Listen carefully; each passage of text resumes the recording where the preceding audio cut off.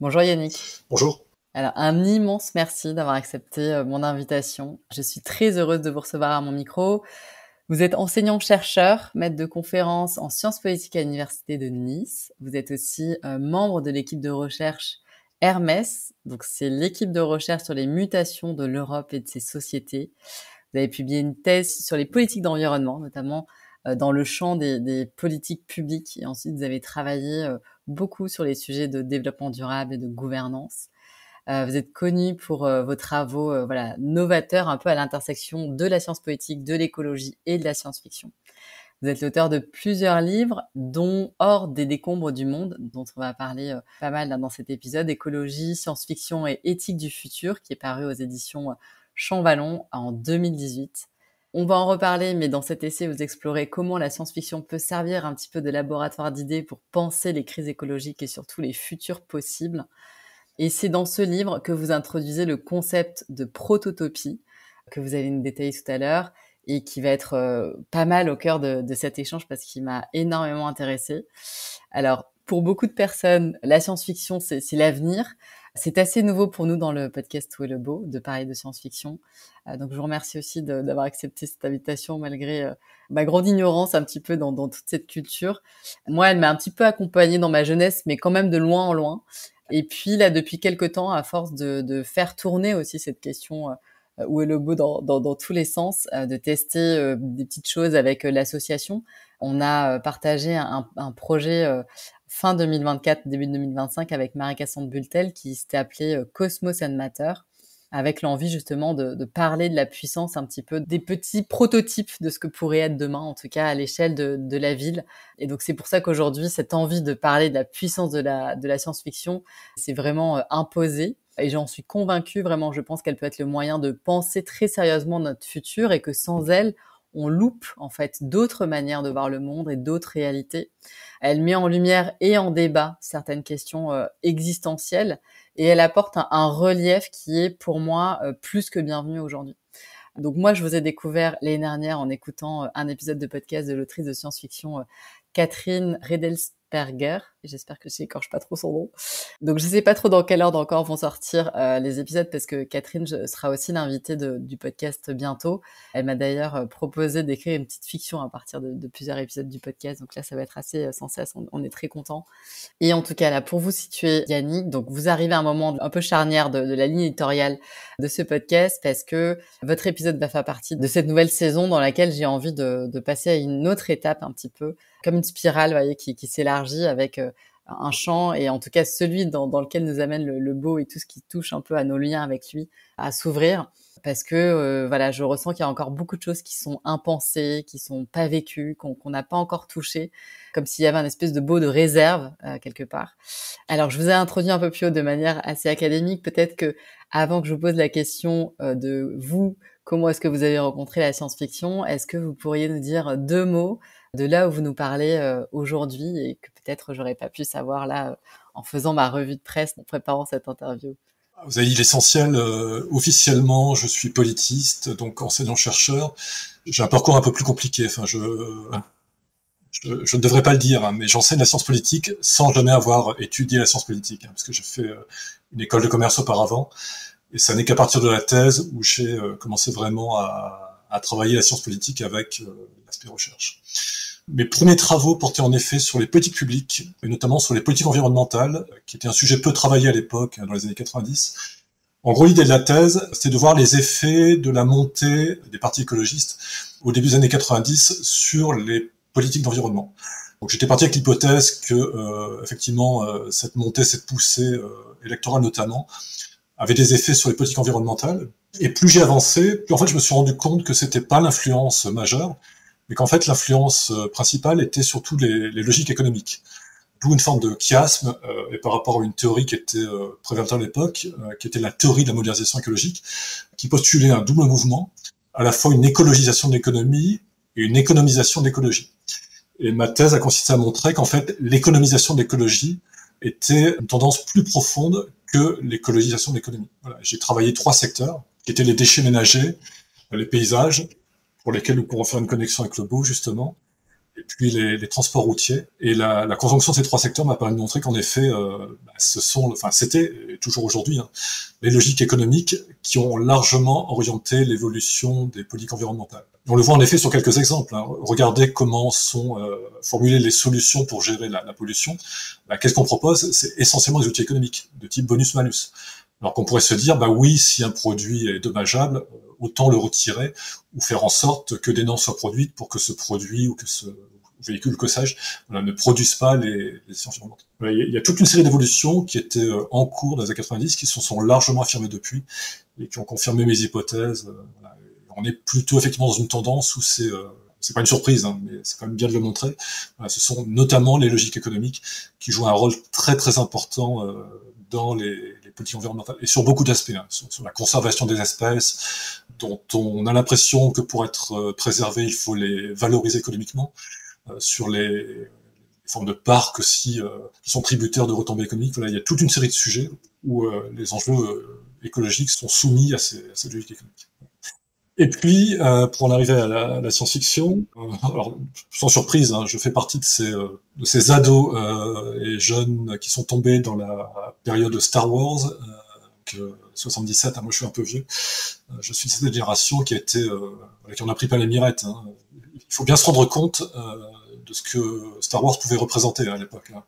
En termes d'innovation esthétique, il y a une forme de beau d'ailleurs dans Star Wars par rapport à ce qu'était la science-fiction précédente. Donc à ce contexte-là, et puis j'étais un lecteur assez précoce. Hein. Je lisais beaucoup quand j'étais gamin, et je suis tombé assez rapidement sur ce qu'étaient les grands auteurs de l'époque. Alors pas seulement du côté SF, hein, du côté aussi un peu fantasy, mais j'ai moins accroché. Donc j'ai évidemment été lecteur de Tolkien, mais j'ai beaucoup consommé du Asimov à l'époque, du Bradbury, ce qui était du Silverberg également dans mes années de jeunesse. J'ai continué à lire beaucoup. Et puis, plus le temps a passé, plus je me suis orienté vers une forme de SF, alors je dirais pas cérébrale ou intellectuelle, mais qui était porteuse d'idées, et ça a correspondu à une époque aussi de ma formation, hein, où j'avais besoin de vraiment d'une littérature, d'un imaginaire avec du contenu.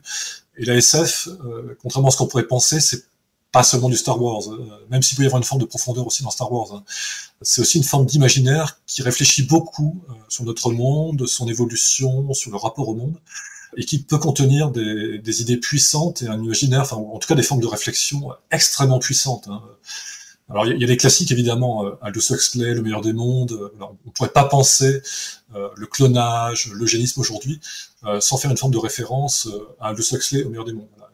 Il y a tout un tas d'auteurs, branches littéraires moins connues en SF, qui ont une capacité à mettre en forme des représentations des productions intellectuelles qui sont vraiment extrêmement puissantes.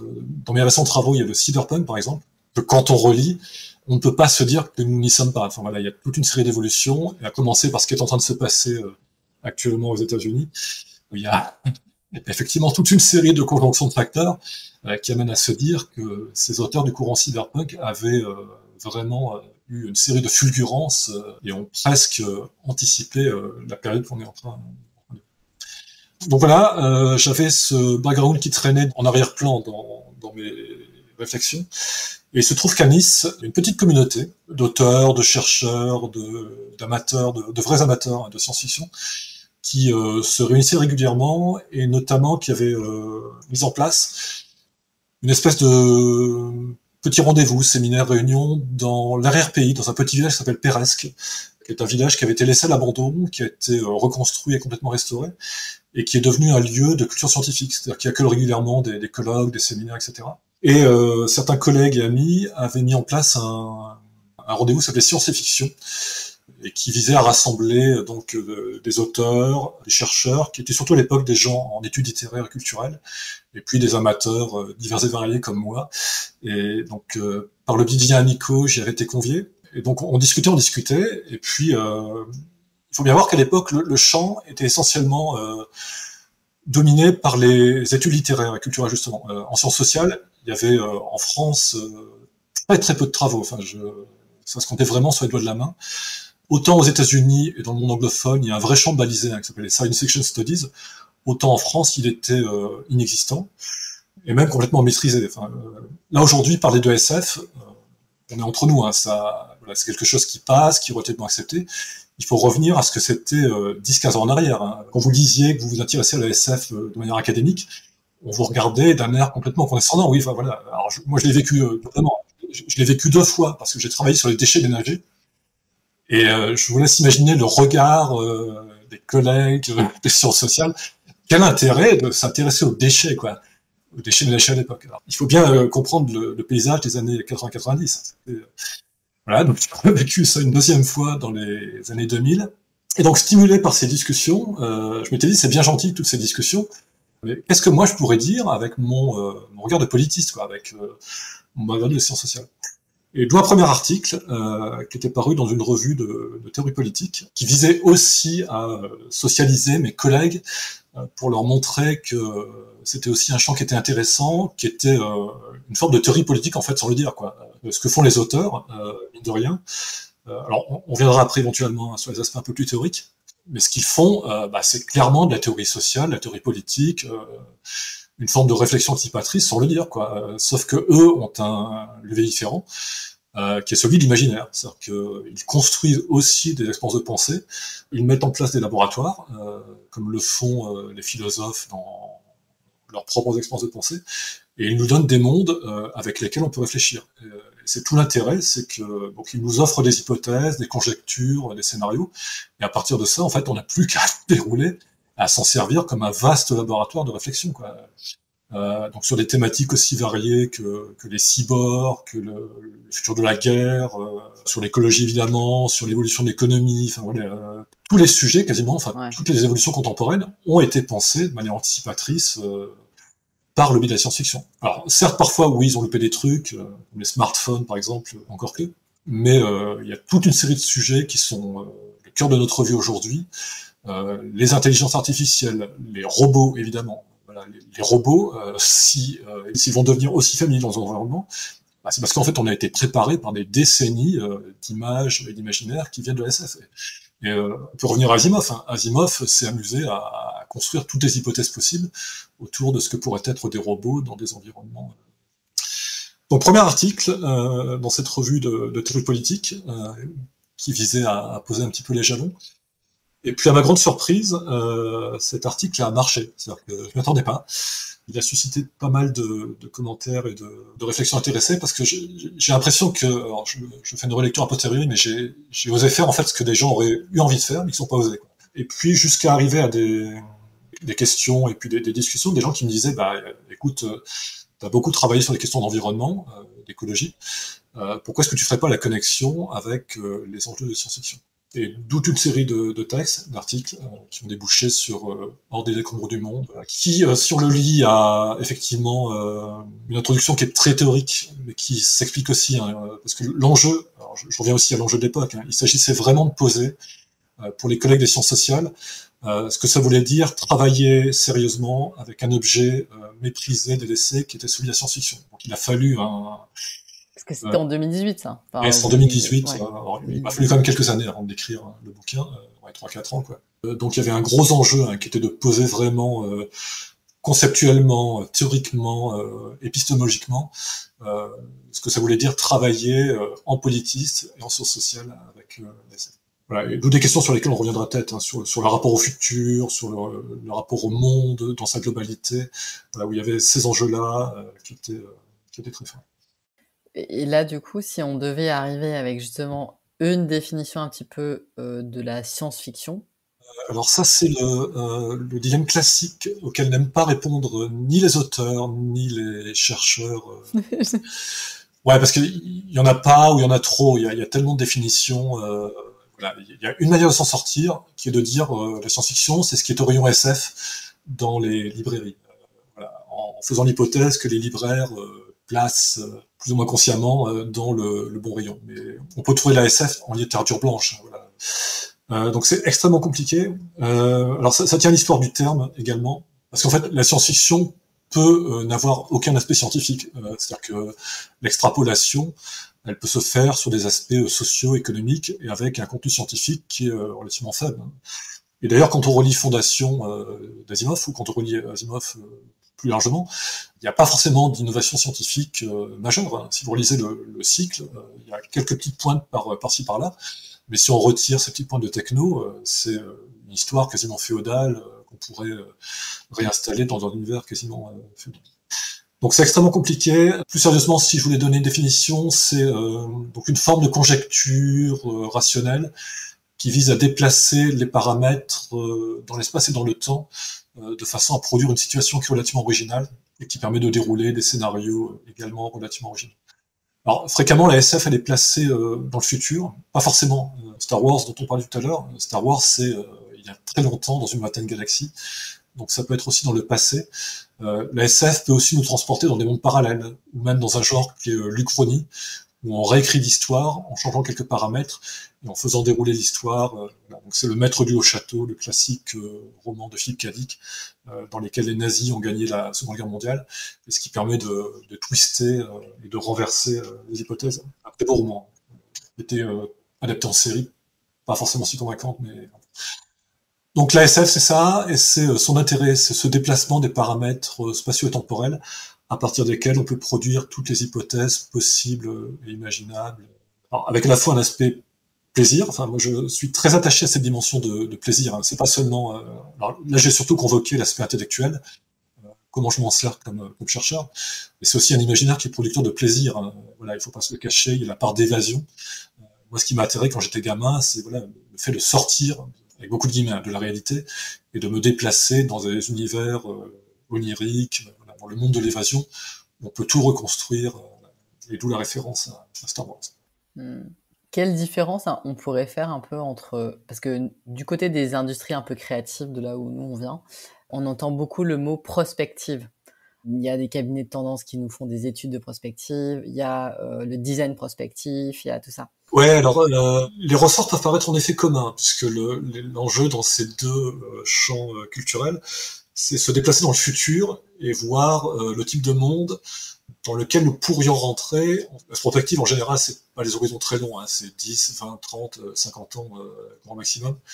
Et rare, mais de fait, parce que c'est très compliqué, enfin déjà aujourd'hui, dans le contexte contemporain, dire ce qui se passera l'année prochaine, voire le mois prochain, ça devient une gageure, hein.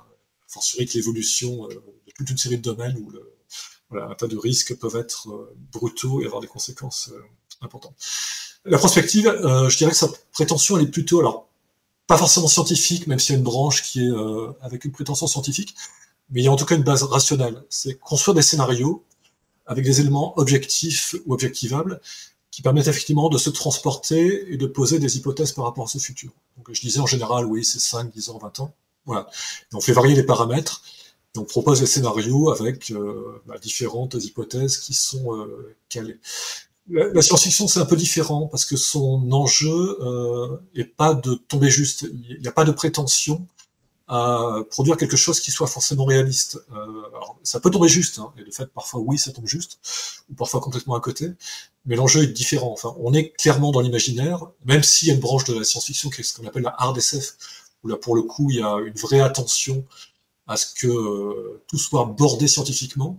C'est-à-dire qu'avec les théories aujourd'hui qui sont validées, on s'amuse pas avec des choses un peu farfelues. Voilà, typiquement un sabre laser, comme diraient mes camarades physiciens. Voilà, un sabre laser, la quantité d'énergie qu'il faudrait pour faire fonctionner un sabre laser, voilà, ça tient pas la route, quoi. L'étoile noire, voilà, c'est absolument impensable, avec un peu de physique un peu sérieuse. Donc on est sur deux branches qui sont proches, mais qui sont dans des registres différents. Donc avec un côté de prétention vraiment rationnelle et utilitaire, hein, la prospective. Mais donc la prospective, pardon, je coupe, ça va être par exemple quand vous dites que ça s'appuie sur des éléments rationnels, ça va être des études, ça va être oui, des voilà, choses comme ça. Voilà, des faits objectifs, objectivables. On va collecter des faits à partir d'études, et puis extrapoler les tendances pour produire effectivement ces scénarios. Et avec une visée qui est utilitaire, hein. C'est pas pour se faire le plaisir de l'évasion, c'est clairement pour caler effectivement des évolutions et aider des acteurs décisionnels à décider par rapport à ces évolutions potentielles. La science-fiction n'a pas forcément d'objectif utilitaire ou pragmatique ou instrumental. On écrit une histoire et on déroule le fil de l'histoire. Voilà. Ce qui ne veut pas dire que les auteurs de SF ne font pas un travail qui est similaire à celui des prospectivistes, hein. L'auteur de SF un peu sérieux aujourd'hui, et certains vous le diront, on est obligé de se documenter. C'est-à-dire que l'évolution, et a fortiori si on a une prétention technique, hein, quand on écrit de la SF, ou même quand on fait du cinéma ou un jeu vidéo ou que sais-je, aujourd'hui, la moindre œuvre de SF amène une obligation de documentation. Si vous voulez faire un truc qui tienne la route, qui soit un peu sérieux, vous ne pouvez pas le faire sans ce travail de documentation. Hmm. Donc, je vais vous citer, vous dites, la science-fiction permet d'être dans un rapport au monde qui commence à être moins passif, c'est amorcer la constitution de prise. Est-ce que vous pouvez nous expliquer ça? La grande force des œuvres de SF les plus puissantes, c'est d'amener à réfléchir. Alors, moi, je le dis avec des termes un peu compliqués, en reprenant l'outillage conceptuel de Michel Foucault, c'est problématiser, c'est faire sortir des évidences, c'est dénaturaliser. En décalant les paramètres spatio-temporels, la SF, en fait, elle nous fait sortir de nos évidences, elle nous amène à nous poser des questions. Qu'est-ce que serait un monde construit sur des bases différentes, voilà, donc en nous faisant rencontrer des espèces extraterrestres, par exemple, en nous faisant rencontrer d'autres espèces vivantes. Voilà. Et donc elle dénaturalise, elle problématise, elle nous fait sortir des évidences, et c'est un activateur de réflexion. Alors, plus ou moins, certes, on peut consommer, hein, et on y reviendra peut-être, hein, les œuvres restent des produits de consommation. Voilà. Un film est un produit de consommation, un blockbuster, même s'il y a des très beaux blockbusters hein, qui peuvent être, pour le coup, des grands activateurs de réflexion, mais ça reste des produits. Un roman est écrit pas pour le plaisir de le faire lire à ses amis, quoi. Il est écrit pour être vendu sur un marché, alors ce qui peut induire aussi certaines logiques commerciales. On parlera peut-être des dystopies et de la profusion de dystopies qui a envahi notre paysage contemporain. Mais voilà, pour revenir à la question, effectivement, c'est ça, c'est le fait de nous amener potentiellement à nous poser des questions. En nous décalant, on est déplacé dans un autre monde, et le fait que ce monde fonctionne sur des bases différentes, que ce soit technique, économique, sociale, culturelle ou autre, peut nous amener à réfléchir et à enclencher des éléments sur lesquels on reviendra peut-être au fil de la discussion.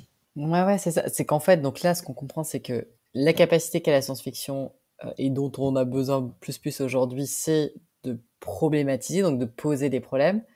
Et donc, du coup, après, elle peut nous donner comme un cadre. En fait, c'est ça qui va permettre de se dire, on va pousser, en fait, le déroulé pour voir la conséquence de tous les choix qu'on fait si on va dans cette direction. Voilà, exactement. L'expression que j'aime bien, c'est le laboratoire ou l'expérience de pensée. Voilà, c'est comme si on nous offrait des laboratoires qui étaient clés en main. Il n'y a pas besoin de les construire. Les auteurs ou producteurs de films ou concepteurs de jeux vidéo l'ont fait pour nous. Il n'y a plus qu'à exploiter ce laboratoire qui nous est offert. Pour le coup, on déroule des hypothèses et on regarde les conséquences, parce qu'après tout, si on est dans le futur, les mondes qui nous sont décrits sont le résultat de choix qui ont été faits auparavant. Donc, qu'est-ce qui s'est passé entre-temps? Quels choix ont été faits qui font que on s'est potentiellement déplacé vers ce type de monde? Et pour le coup, c'est en ce sens-là qu'on revient à la théorie politique. C'est une manière de nous amener à réfléchir sur ces choix. Voilà. De quelles conséquences étaient potentiellement porteurs les choix qui ont été faits et qui ont déplacé vers ces mondes hypothétiques. Et donc là, après, si on rejoint un petit peu ce côté de l'éthique, en tout cas, parce que vous disiez aussi, la SF construit une éthique des conséquences. Exactement. En montrant que tout acte humain aura donc des conséquences qui rejailliront soit sur l'individu, soit sur la collectivité. C'est ce que fait la science-fiction, les auteurs et autrices, sans forcément s'en rendre compte, c'est qu'ils nous donnent à voir effectivement les conséquences de choix qui ont été faits à un moment donné par des humains ou des entités collectives.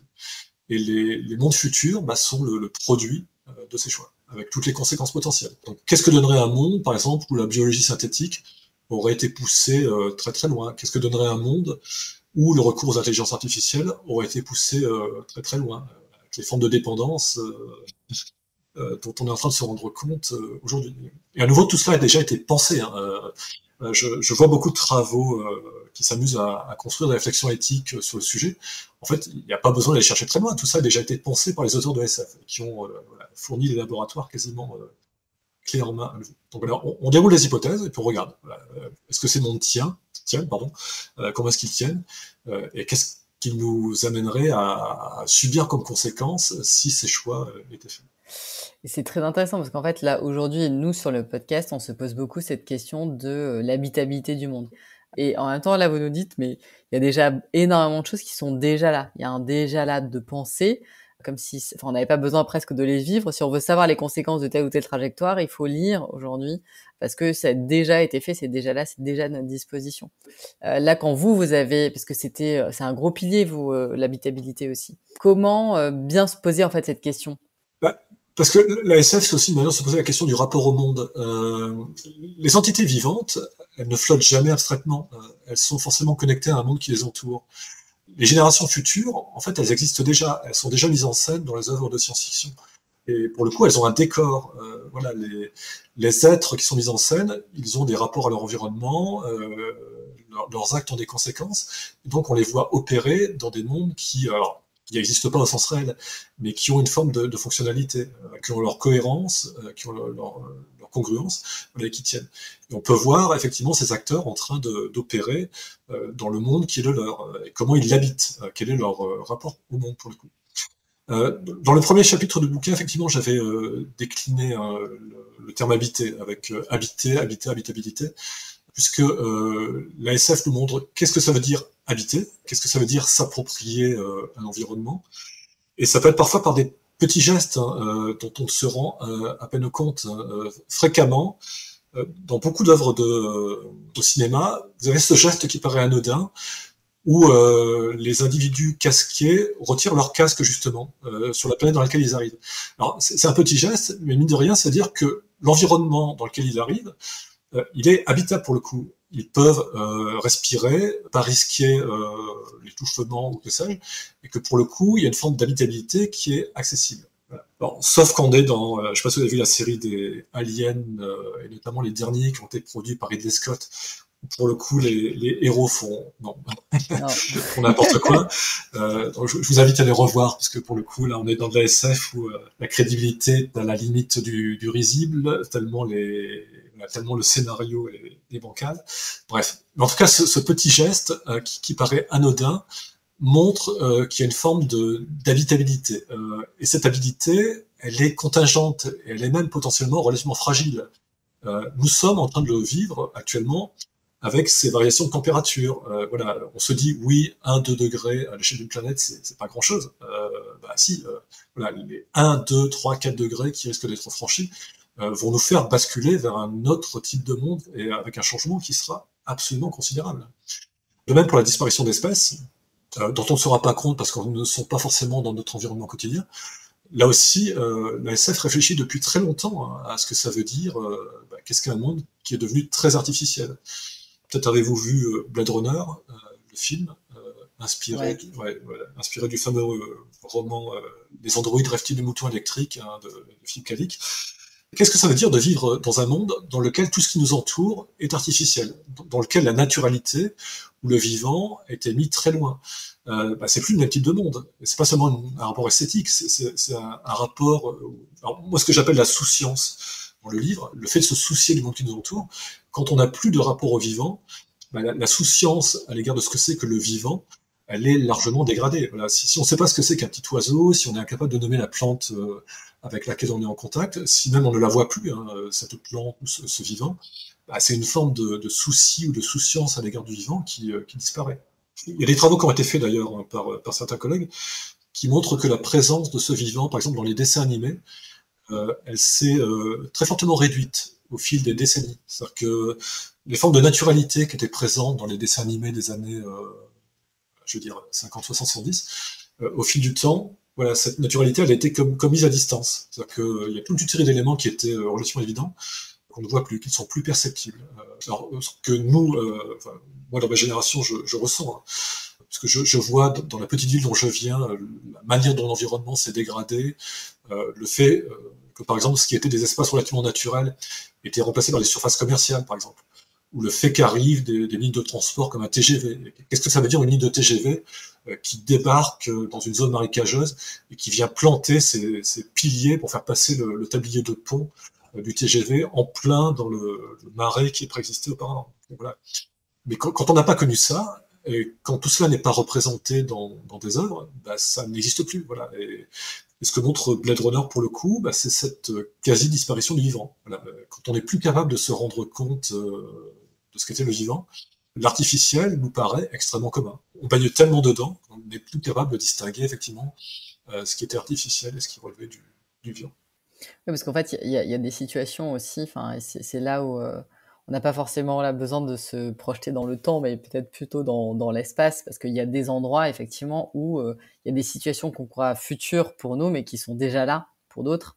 Et en fait, c'est comment, enfin, est-ce que le fait de aussi se nourrir comme ça de récits, de nourrir notre imaginaire, augmente nos prises d'affect, nos capacités, en fait, à faire prise avec des choses?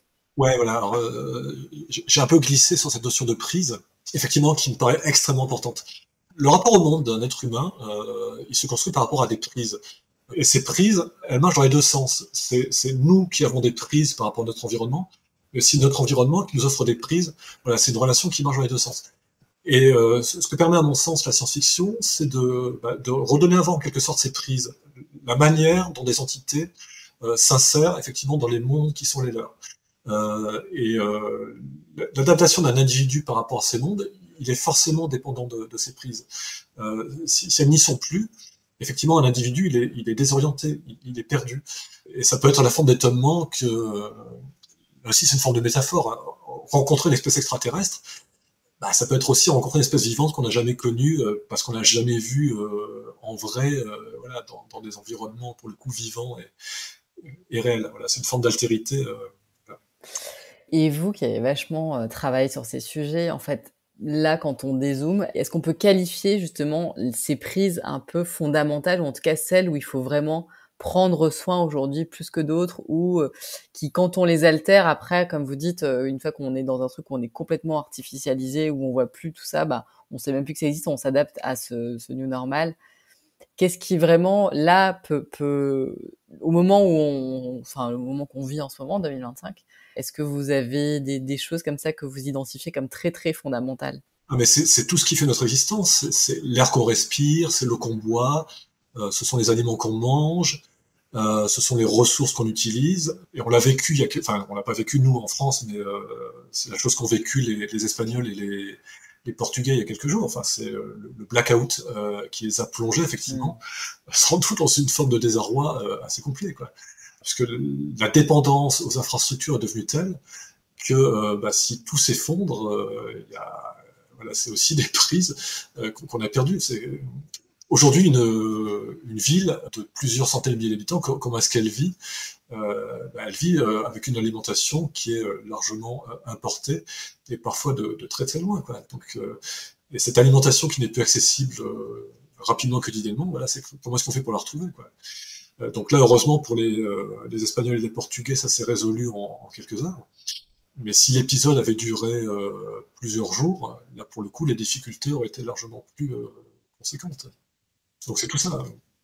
Et je disais l'air et l'eau parce qu'effectivement, ça nous paraît évident, mais c'est pas aussi évident que ça, hein. Je vous invite à faire l'expérience de ne pas avoir accès à l'eau courante pendant une journée, 2 journées ou plusieurs journées. La vie devient largement plus compliquée, hein. Il y a des travaux très sérieux qui ont été faits, qui ont amené des gens à expérimenter ce que ça pouvait vouloir dire de vivre avec 1 litre d'eau par jour. Voilà, si on devait Mmh. se rationner dans un monde à Mad Max, où l'eau a disparu, 1 litre d'eau, ça va très très vite en termes de consommation, hein, parce que déjà nous on nous conseille de boire un minimum entre Ouais. 1,5 litre et 2 litres par jour, voilà. Mais l'eau, on s'en rend pas compte, hein, les serveurs sur lesquels vont être stockés notre nos entretiens consomment pas seulement l'électricité, elle consomme aussi de l'eau. L'intelligence artificielle consomme aussi énormément d'eau. Il y a toute une série de processus productifs dont on ne se rend pas compte qui consomment des quantités absolument colossales. Ouais.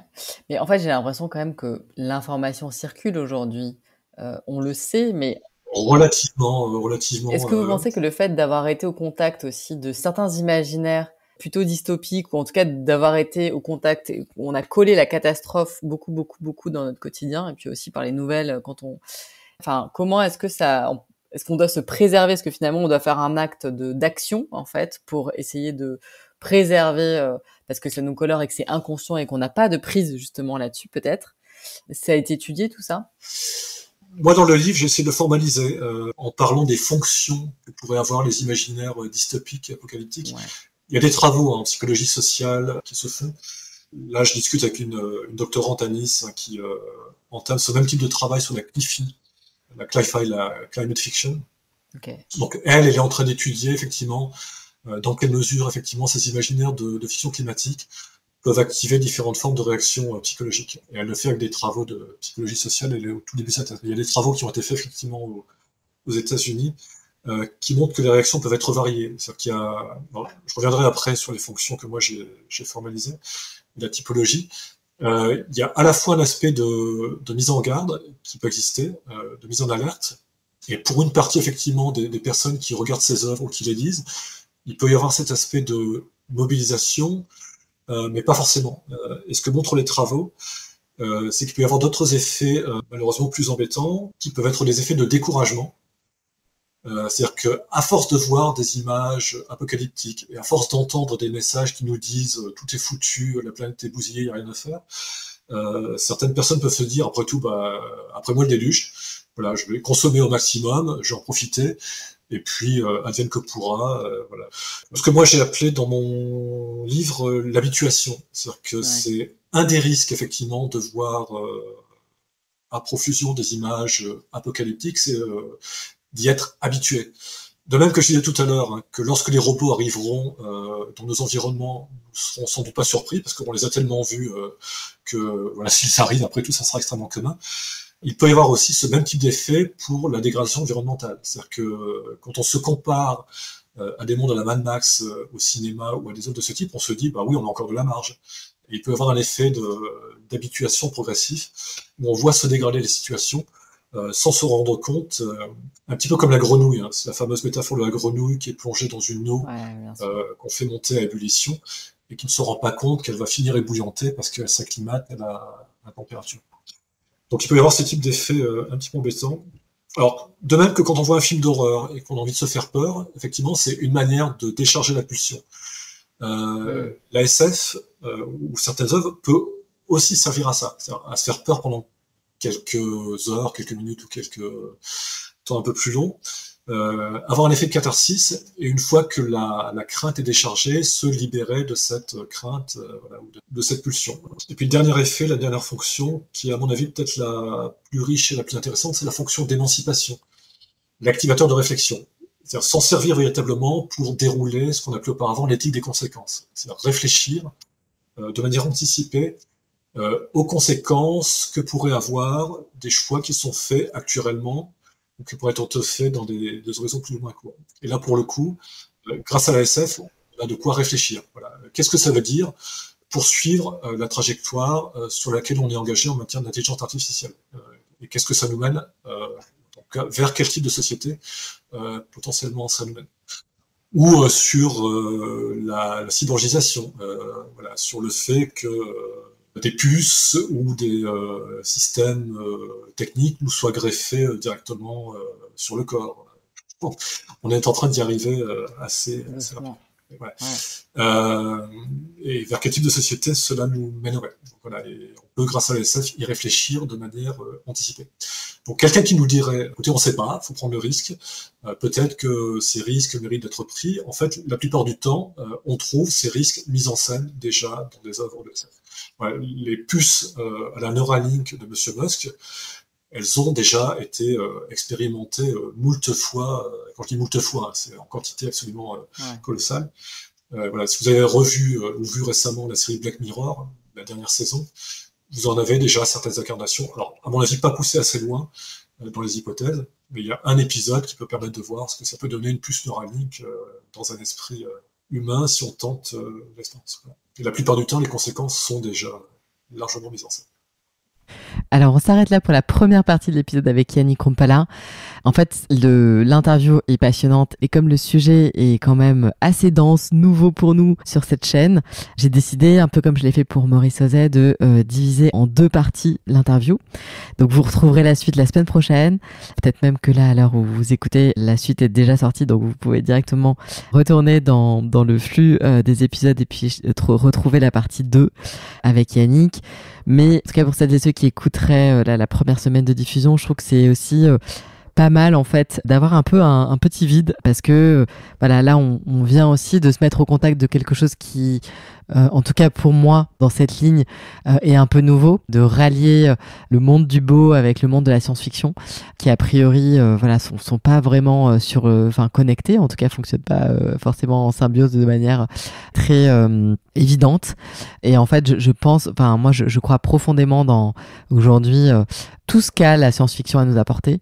Et puis peut-être aussi que elle a peu touché les esthètes ou les personnes qui sont sensibles en fait au beau, bon, au questionnement un petit peu philosophique en fait que toutes ces représentations et ces notions induisent dans nos vies, parce que souvent en fait les récits de science-fiction sont rangés dans des allées de bibliothèque qu'on fréquente pas forcément beaucoup, avec et puis moi la première en fait je sais que j'ai été aussi par des biais pas forcément très attirée par les couvertures de livres de romans de science-fiction, de récits de science-fiction, et je pense que ça m'a manqué en fait, et que j'ai pas fait du coup en fait tout à fait les bons choix, parce que même s'il y a beaucoup de dystopie dans les récits de science-fiction, il y a quand même pas mal d'utopie, et puis surtout pas mal de nouvelles voies en fait, ce que Yannick Rumpala appelle les prototypes en fait, cette troisième voie un peu qui est pas la voie binaire utopie dystopie, mais bien l'autre. Et donc je pense que c'est pas mal en fait de prendre un peu ce temps entre les deux épisodes aussi pour se remettre au contact de ce que la science-fiction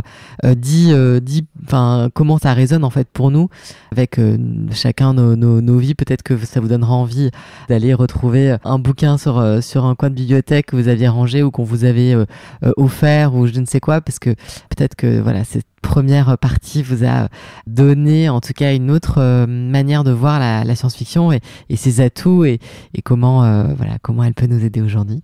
Donc écoutez, je vous laisse ce temps-là en tout cas de vide, poser peut-être aussi pour faire ressurgir des choses, et je vous dis du coup à la semaine prochaine pour la suite. Je vous embrasse.